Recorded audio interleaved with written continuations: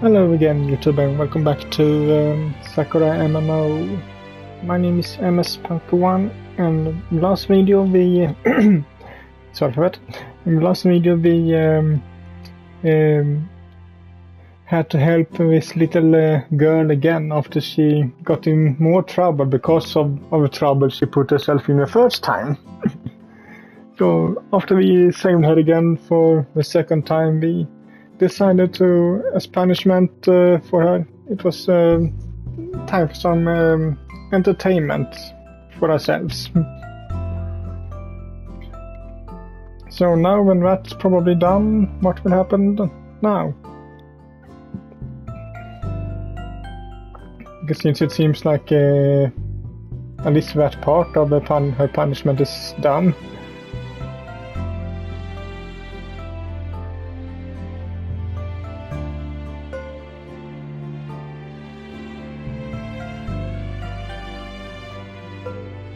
It's a fair question, I suppose.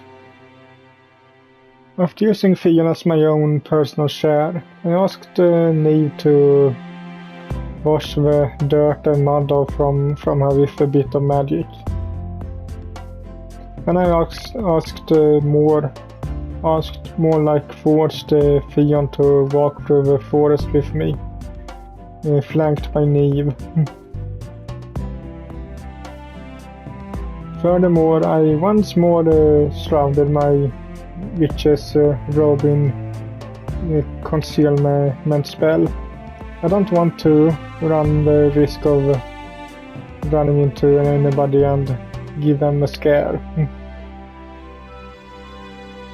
Fion's eyes keep darting here and there like a cornered rabbit. But I make it quite plain to her that should she try to run away, she will be swiftly punished with one of Neve's fired spells. Though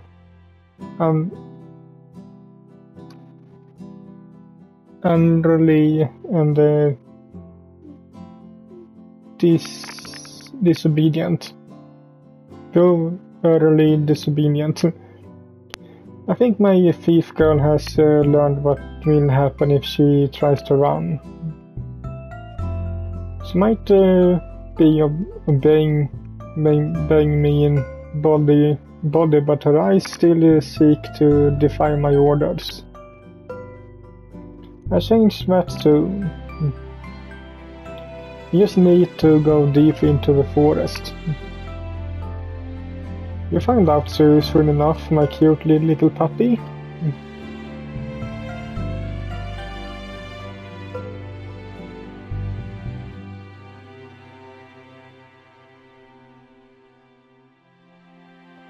I can tell, but don't worry, Neve. I soon train all the disobedience out of her.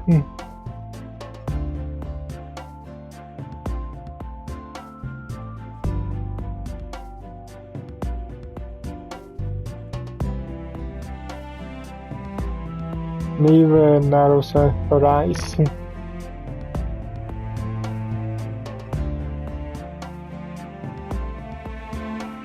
Neve's body crackles with invisible energy. Her eyes glow ominously.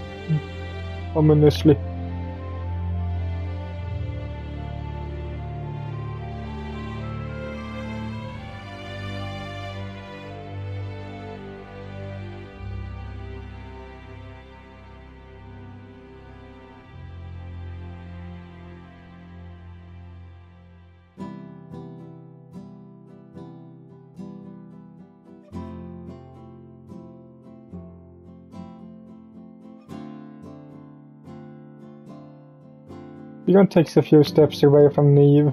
She clings to my arm.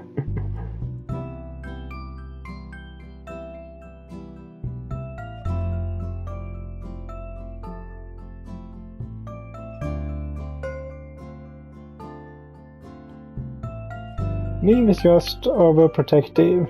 Don't mind her too, too much.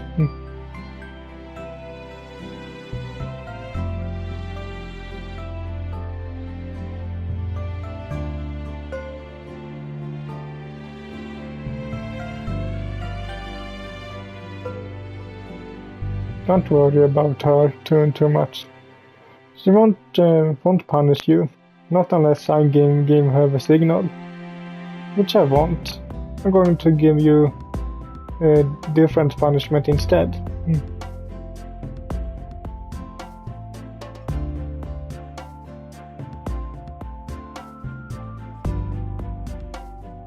It should. This punishment might be more stimulating than you are imagining. I pause. The three of us have reached a small clearing at the heart of the forest.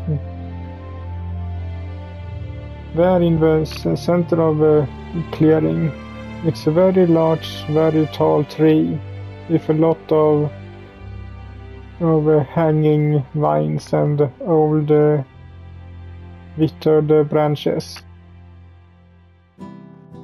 We finally arrived. Theon stares at the tree that towers before us. Her eyes widen. Her mouth falls slack.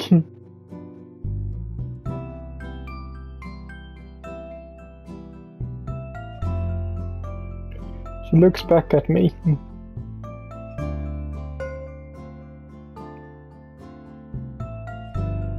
Why not? It's all part of your re-education program.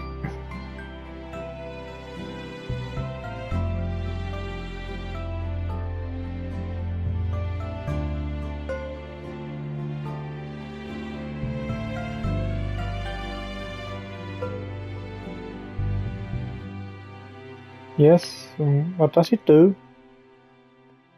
Theon's face burns bright red.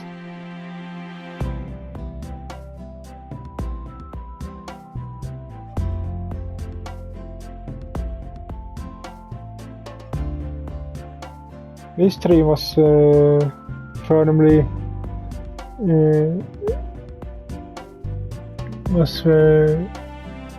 funnily enough one of the most formidable enemies in SF Online. This tree knows as the sentence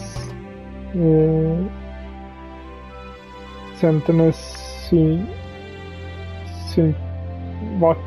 I can't read that, sorry. It's far higher level than the other monsters in this forest. Its abilities allow it to pick up characters and immobilize them. Caught in it, these trees, vines and branches, all player skills becomes locked, and unless they have team members to free them, all they can is scream, and as the tree depletes their health. If this tree can make Theon mind her manners, then I consider it an asset. Go. But we only just got here.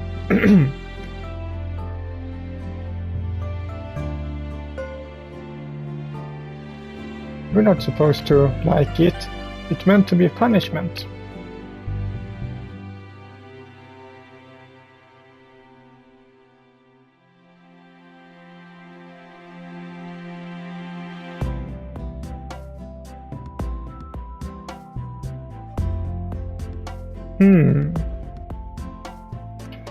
The poor girl looks so anxious, she noticeably trembling. Maybe the more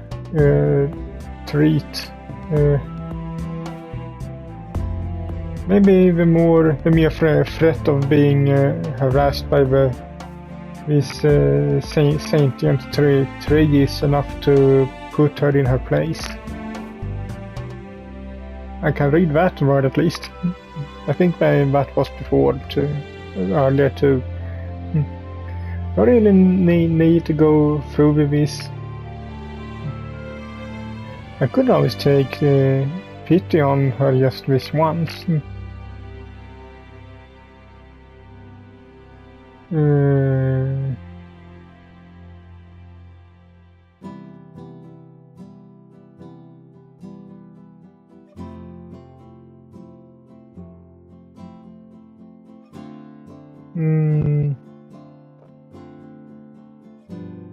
Yeah, we can always threaten her with taking her back to the tree if she tries anything now. So let's be a little nice.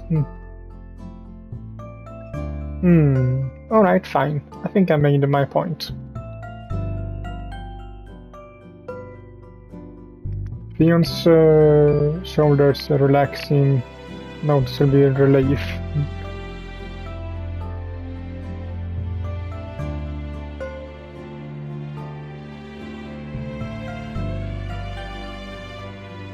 But my eyes flash. I'm not going to let you off that easily. We can go back to the river, but a sadistic smile captures the corners of my lips. I still need to punish you. I'm annoyed about you stealing my amulet. I have to let you know that how much you're enraged me. I push you down into the mud over and over again until I'm satisfied. And if you dare to scream or cry out, I do even more. How does that sound?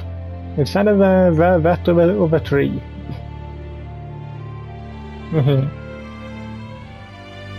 His face turns pale.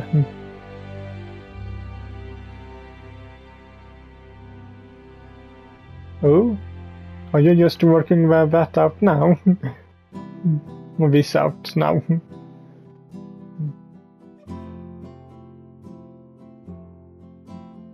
Can't stop myself from laughing. Feels good admitting who I really am. I've been pretending to be somebody I'm not so for far too long. Now I can let my real colors show. I don't want to hold back. I'm going to have a lot of fun with this little thief girl in the future. And I really do mean a lot.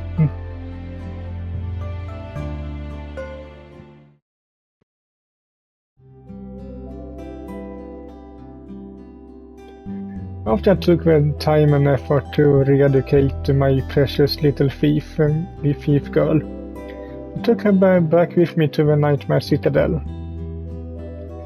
I wouldn't call it kidnapping per se. I just didn't have a choice. Couldn't let Fion go once she uncovered my true identity. She might blow my cover the next time I went out in my disguise, which would not be to my advantage. I did at first worry about her poor starving family, whom she claimed she had to support. But after Neve investigated the girl's claims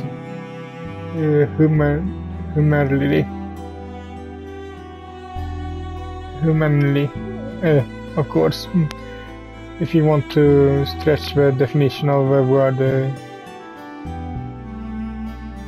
humanely, we discovered that her story about her family was just that. A story. Okay, so she lied about her family, the family thing too.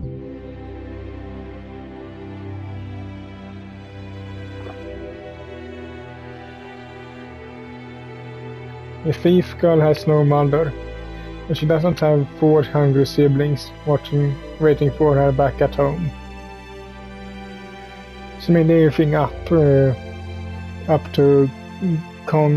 kindly passing strangers out on their other coins. She does have a sister, as it transpires, but she lives in an entirely different town. The two haven't seen one another in a while. The poor little thief girl has no friends, no connections, no family. As such, there was no problems taking her back to my home, unless you consider the ethical concerns which I didn't bother worrying about. Now, after having a bath to wash off all the dirt and shame, the thief girl is lying in bed. In my bed, I might add. Her eyes are closed and she's sleeping. Her hair fans about her head across the pillow. She looks peaceful lying like this. Vulnerable. She's cute. Cute enough for me to forget all the pain she put me through. I really am weak against adorable girls.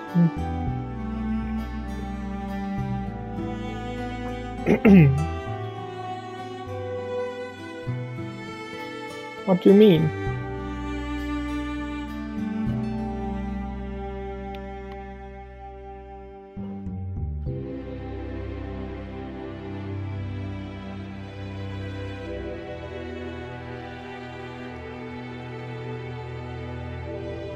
Well, I don't much mind the sitting part.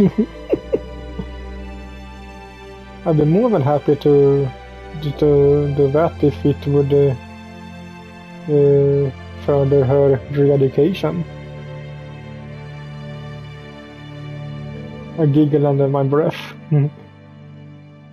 Neve still looks unconvinced. She frowns, her arms crossed beneath her chest.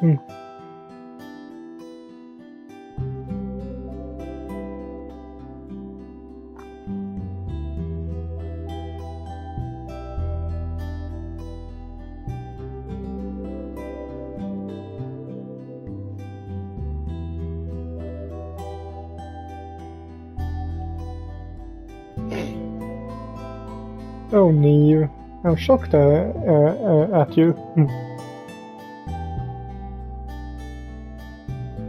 I'm not a brute or a psychopath.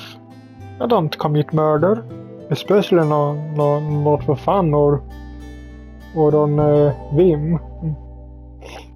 I only unleash my mad magic on those who threaten me, and even then I try to settle things diplomatically first. You should know that.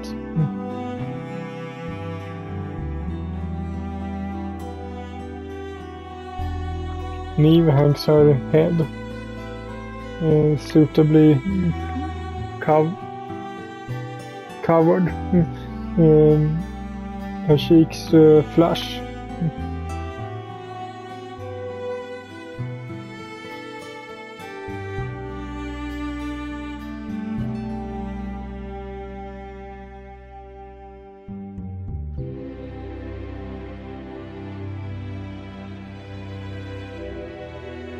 Then it's a good thing we gave her a bath, isn't it?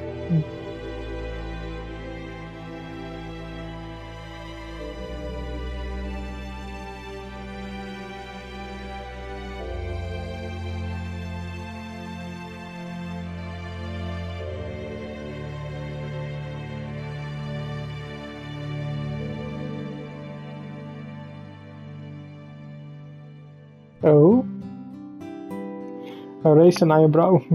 Can't stop myself from smirking. Are you jealous, Neve?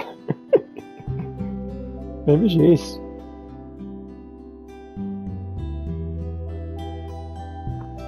Neve presses her fingertips together and looks down at the floor. Though she does admit it, she's jealous. She's totally jealous. But she doesn't admit it.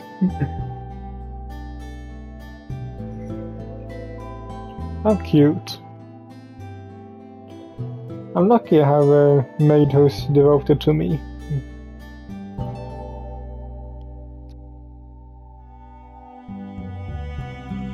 Not much care. I care about propriety when you attacked that poor half-bred breed at the marketplace.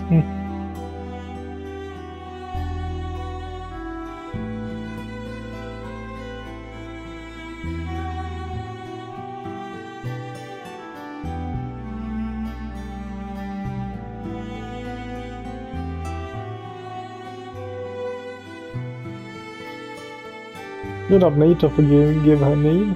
This little thief is my guest, not yours.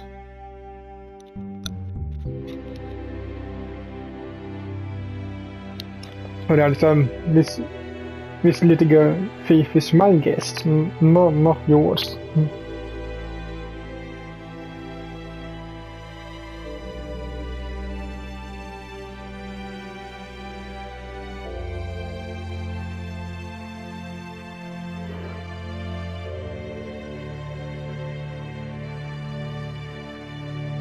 Now, don't look so downhearted.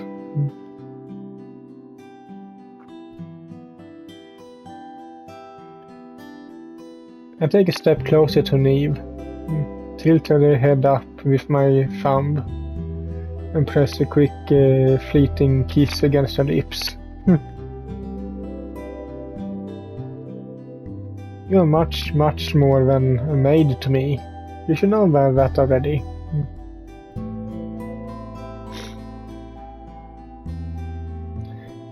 Neve's legs tremble. Despite her immense magical power, she looks like she might collapse at any moment. I brought this thief girl back here as a little experiment, you might say.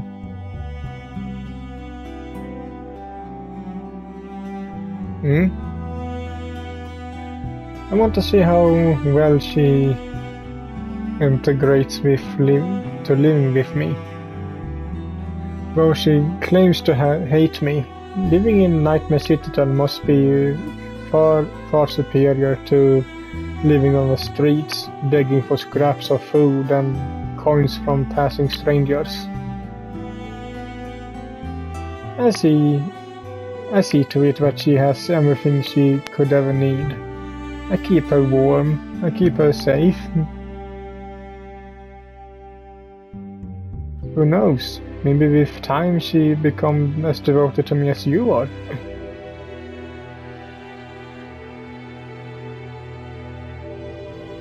Probably not, but she could be a useful ally in the future.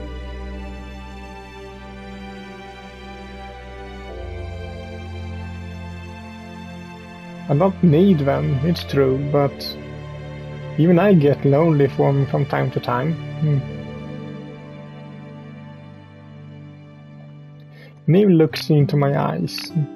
Her own are wide, frigid, with very long lashes.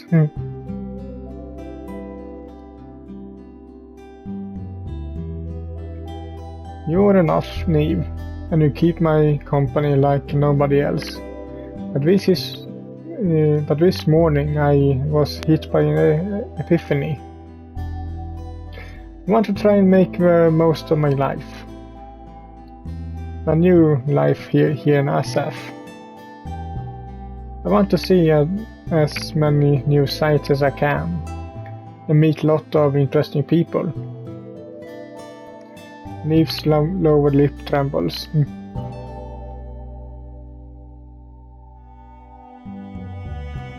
When Neve looks at me winsomely, like this, her eyes large and impulsive. She certainly does look cute. What can I tell her?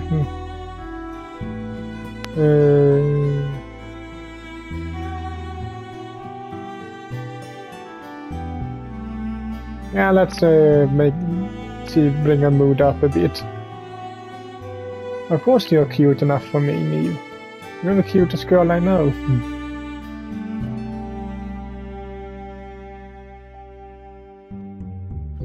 Neve blinks at me, her eyes large as though she can't believe the words she's hearing.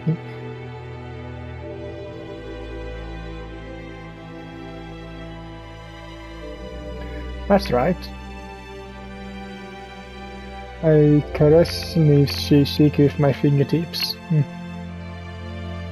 The moment that my skin touches hers, Neve sighs softly and almost melts on the stop.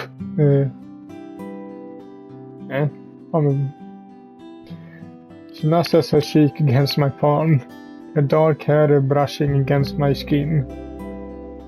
The sensation tickles a little, but I don't mind it. I couldn't mind anything Neve does. She's far too adorable.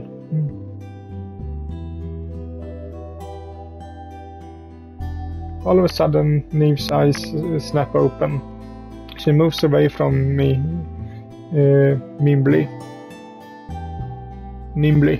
Her hands clasped together at her front.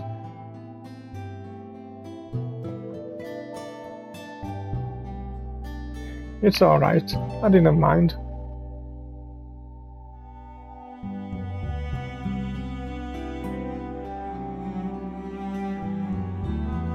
Here's what it would be interesting, and I did feel sorry for her. She doesn't have any family, and she has nowhere else to go. Couldn't let her roam the streets again, not when I have the ability to help her.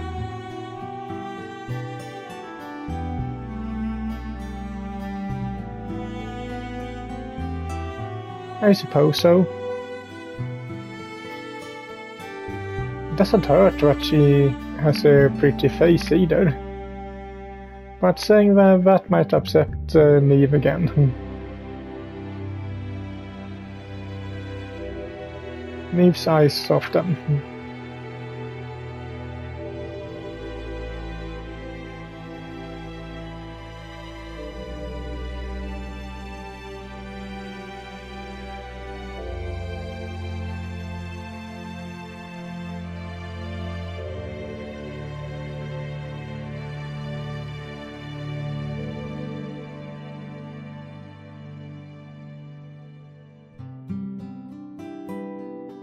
Neve clenches her hands together at the front.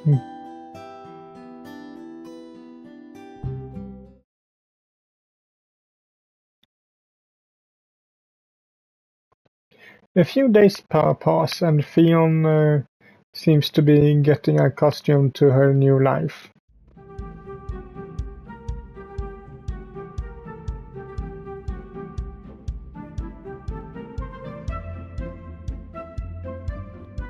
Though she was a little perturbed at first to be living in such a large castle, I think she made a transition between her old and new lives fairly well.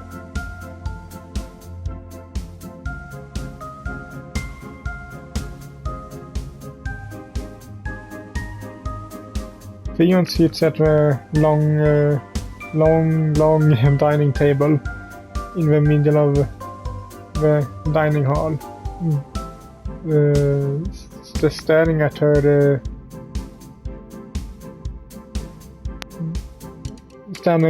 dinner curiously. Don't know why I have problem reading that.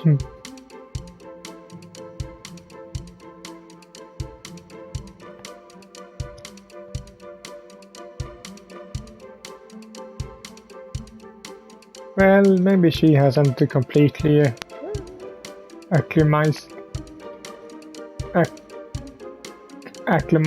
to her new surroundings, but she's doing her best. Dion picks up a leg of mutton with her fingers. She brings it to her lips, ready to take a bite when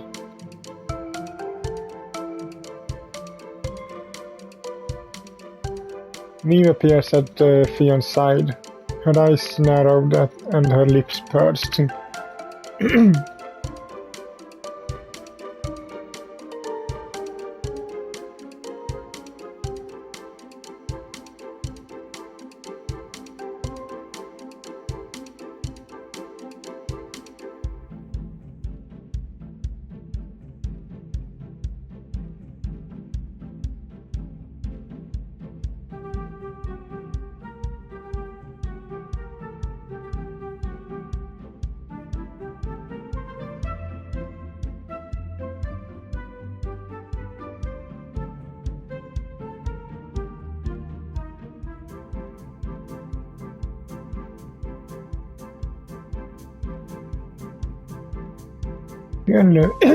Fiona looks at the array of forks around her plate dubiously.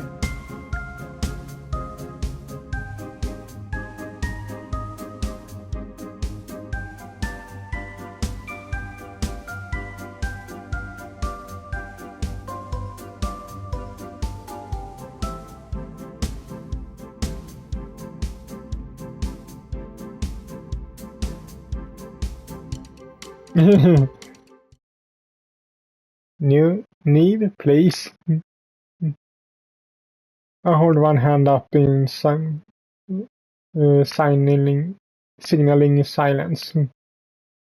Of course, being the lady of his castle, I sit at the very head of a table. My chair is the fanciest one of all. It's lined with plush red cushions. No, cushions. Probably said that wrong, but whatever.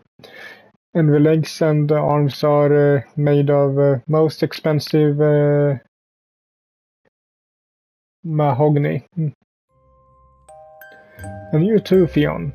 Don't eat like a commoner in my presence.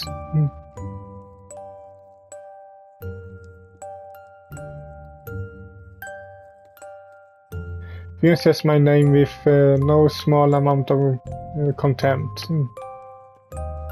She really is fiercely girl.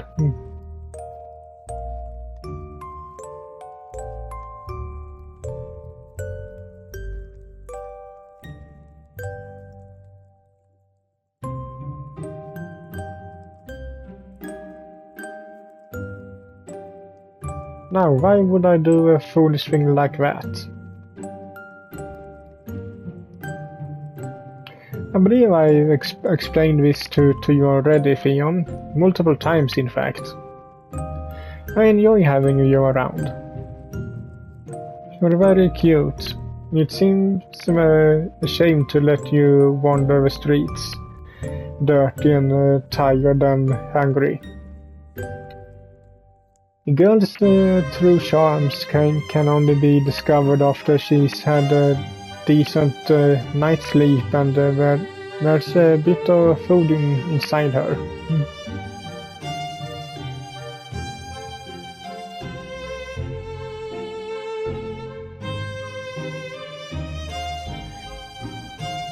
I wouldn't go through all this effort if I thought you were hideously unattractive.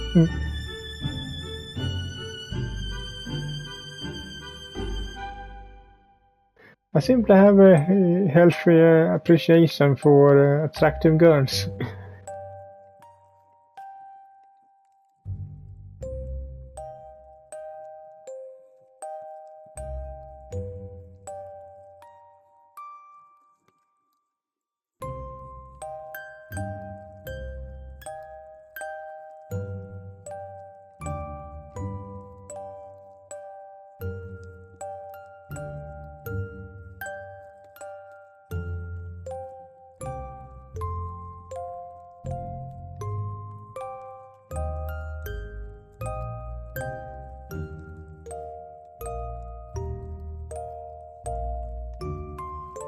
Oh my, you look so grumpy. Is my hospitality that unpleasant? I thought this food would be to your liking. But if you are unhappy with the meal my servants have prepared, I could always give you a simple dinner of bread and gruel or growl instead.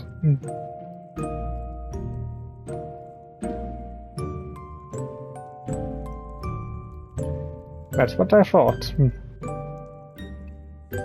I smiled smugly. Fiona might dislike all the rules and etiquette that come with meals like this, but she doesn't dislike the food itself. She's a small, skinny thing. It's probably because she's been living hand to mouth for so many years, staying alive by scratching whatever scraps she can. Though she won't admit it, she's so adorably stubborn. The meals I've been giving her must be some of the best she's tasted in her life. She was as thin as a rail when I first found her, scrambling in the dirt for her mother's supposedly precious ring. Now she's put on a bit of weight, and her cheeks have a nice healthy glow to them. Her hair looks softer too. I shampoo it myself every night and comb out the knots. She's becoming a precious little gem, and I don't want to let her go.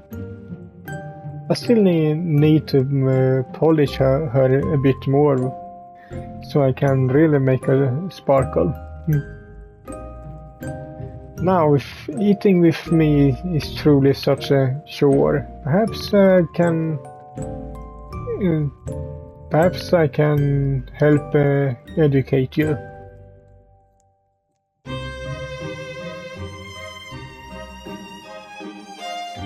Fiona gives me an uneasy look. Her eyes are narrowed.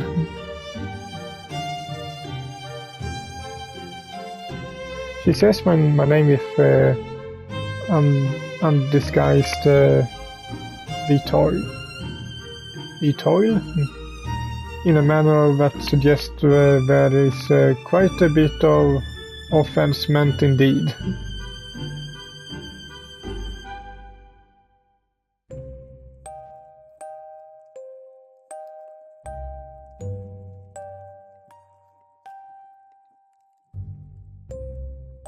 How cruel.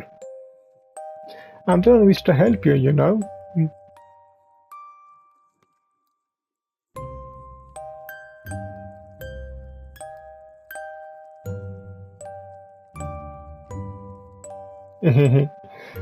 Well, you got me there.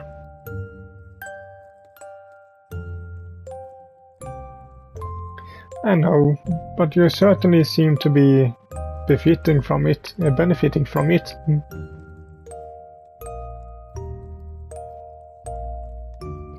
Fiona looks down at herself. Surely she too must notice the drastic effect an improved diet and regular baths have been having on her appearances. Even after a scant few days.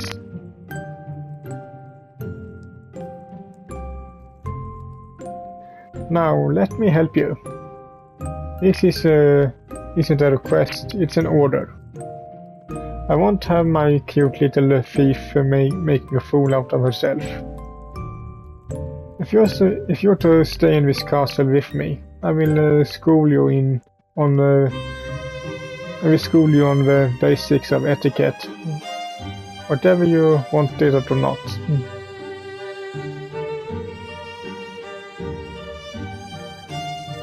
Fion grits her teeth together. She looks down at the floor, but there's nothing she can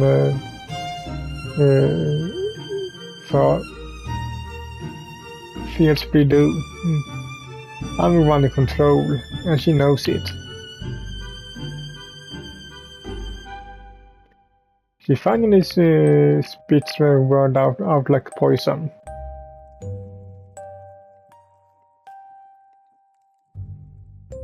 Good. That's the response I was hoping for. Get to my feet and walk towards Fion.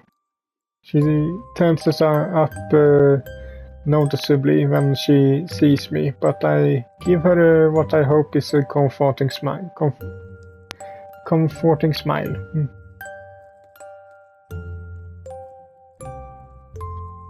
Fion shifts back in her chair. Her face turns pale. Maybe my comforting smile isn't quite as comforting as I hoped. That's why I never became a nurse. My bedside manners isn't up to par. Now, let's see. I lean forward. My chest presses again against Fion's back. Her face turns red. Are we doing this on purpose? To eat this leg of mutton, you need to use this knife here. I gesture towards the right one.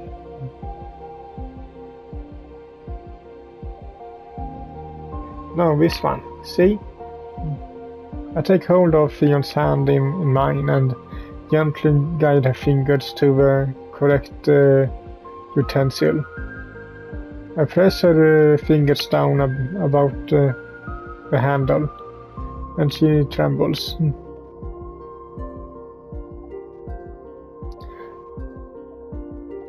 That's to be expected. These knives are made from mercurial silver. Is it mercury?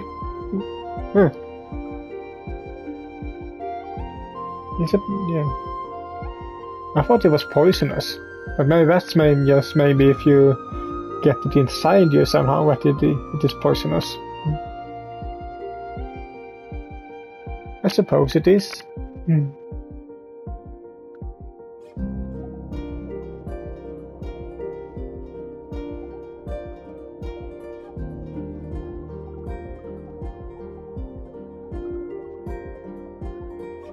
Neve draws a thing against her neck.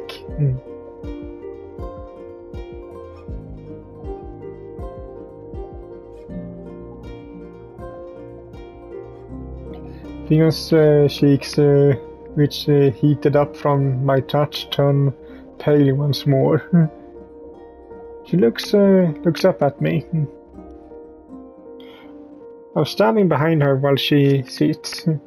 Though I'm taller than her anyway, this arrangement makes me tower over her, over the dainty thief girl. My long white hair cascades over my shoulders. Some of it brushes against Fion's cheeks.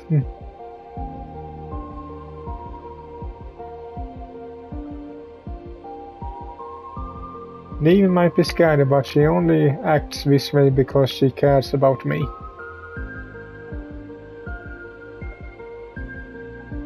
Don't take it too hard. Neve won't lay a finger on you with me around. Now, about your education. I took back I look back at the fork. You use this, alright? And with your other hand, I rest my fingers around Fion's left hand. Her fingers twined together. Fion's hands were rough and calloused. Calloused? When she first came to the Nightmare Citadel. The fingernails were chipped all at uneven lengths and coated with dirt. Now, however, her fingers are soft and smooth. Her whole body smells faintly of peach blossoms. My shampoo, of course. She's becoming so soft and malleable in such a short space of time.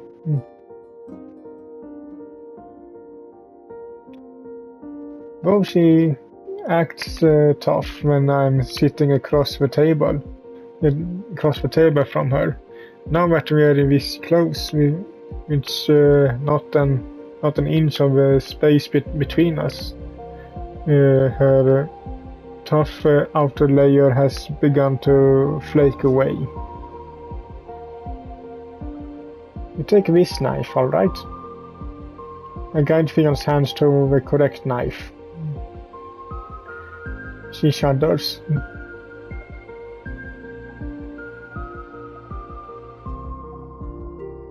I know, but I want to make sure you're doing it properly.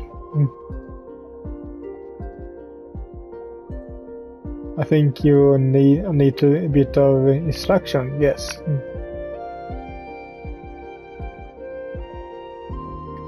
I lean in a little closer and she blushes. Of course, I'm just trying to instruct you, Fion, so you can become an upstanding member of society.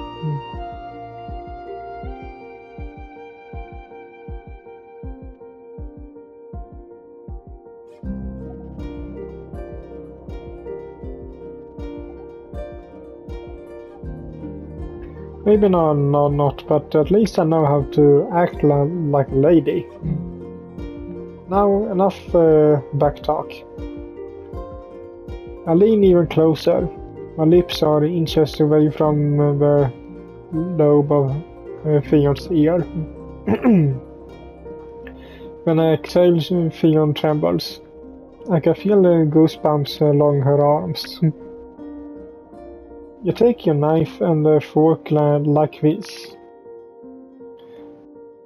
I talk her through the process of holding the utensils, cutting her food and bringing it to her lips. You have to chew it delicately like so. No. Give her a gentle prod in the base of her neck. You can't talk with your mouth full, you silly.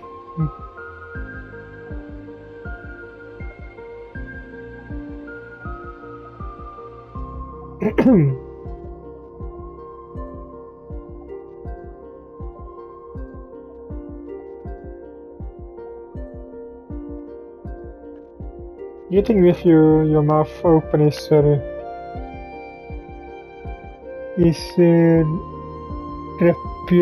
repugnant. Nobody wants to look at your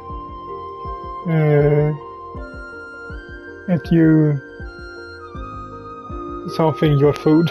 If your food, chewing your food, let's just say that. I begin to massage Fion's shoulders.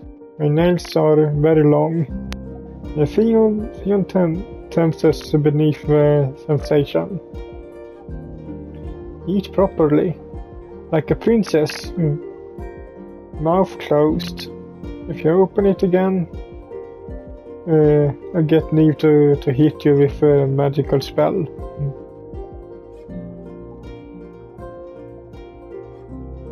Neve, if you will.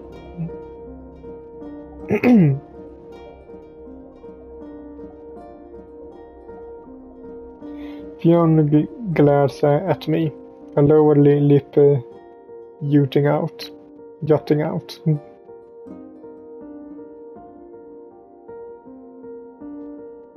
Good. Learning. I'm very happy.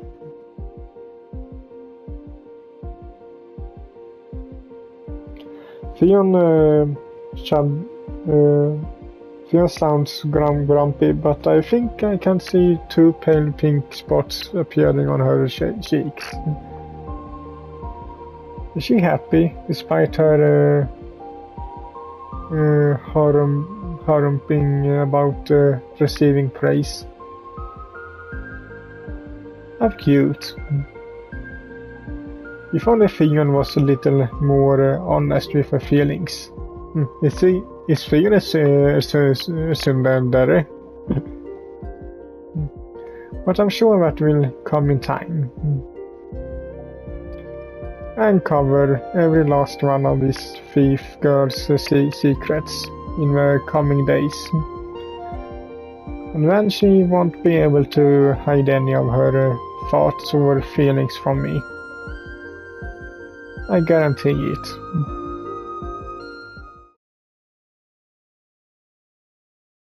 Oh, what's this?